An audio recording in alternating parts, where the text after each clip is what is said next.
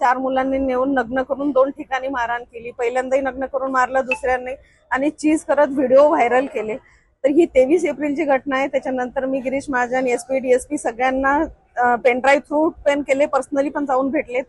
पण परवा मी कलेक्टर सरांना भेटल्यावर जी हालचाल झाली आणि जेव्हा मला इथे येऊन जे पत्रकार बंधू भेटले, म्हणजे माझं रक्षाबंधन मला वाटतं या निमित्ताने सफल होईल आणि मी ते सेलिब्रेट पण करणार आहे की यांच्यामुळे माझ्या मुलाला न्याय मिळेल। त्या दिवसापासून ह्या प्रोसेसला थोडी हालचाल चालू झाली।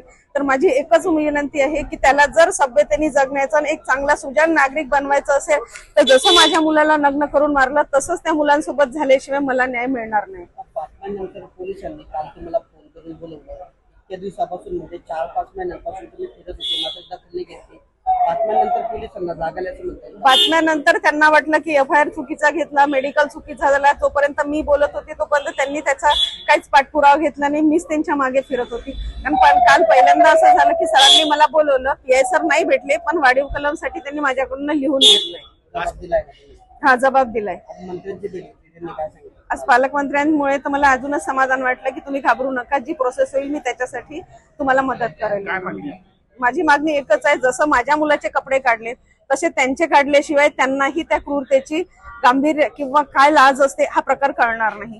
तर जशाला तशी शिक्षा दिल्याशिवाय ह्या समाजात जी तरुण पिढी आहे ती सुधारणार नाही। हे मुलं हे सौरव सोनोने, वासिफ शेख आणि सिद्धेश गणेश महाडिक आणि सागर साळुंके।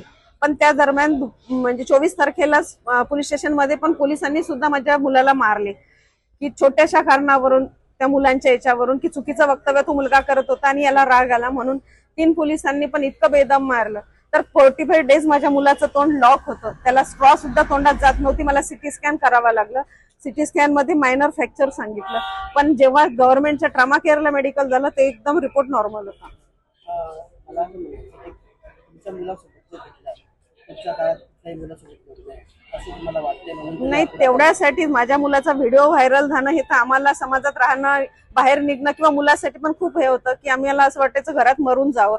पण मला एक कळलं की माझ्या मुलाला या वयात केलं, मुलींवर होतो, पण आपण पुढे गेल्याशिवाय बाकी मुलांसोबत हे होऊ नये आणि कुठेतरी त्यांना वचक बसावा। आज त्याला केलं, उद्या मला किंवा माझ्या मिस्टरांनाही ही प्रोसेस ते करतील, तर ती त्यांची दहशत कमी करण्यासाठीच मी पुढे गेले। आरोपीकडनं पोलिसांवर दबाव वाटतो म्हणून ही कारवाई जी आहे मला आरोपीकडनं दबाव वाटतो का पोलिसांनाच याच्यात काही गांभीर्य वाटलं नाही ह्याच्यात तर मी पण संभ्रमातच आहे, कारण प्रोसेस काहीच होत नाहीये। मी देवेंद्र फडणवीसांनाही मेल केला की आम्हाला 15 ऑगस्टला आत्मदहनाची परमिशन तरी द्या, असं नग्न करून मारहाण करून जगण्यापेक्षा तसं मेलेलं आम्हाला जास्त बेटर वाटेल। त्यांचा रिप्लाय आला की प्रोसेससाठी पुढे पाठवलाय, पण बाकी सगळ्यांचंच प्रोसेससाठी पुढे पाठवलं। प्रोसेस ऍक्च्युअली काय आहे ते होतच नाहीये ना। समाधानी आहात तुम्ही आताच्या कारवाईसाठी मी समाधानी आहे। मी सर्वात महत्वाचं म्हणजे कलेक्टर सर, पत्रकार आणि आज तर पालकमंत्री सगळ्यांचे मनापासून धन्यवाद मानते।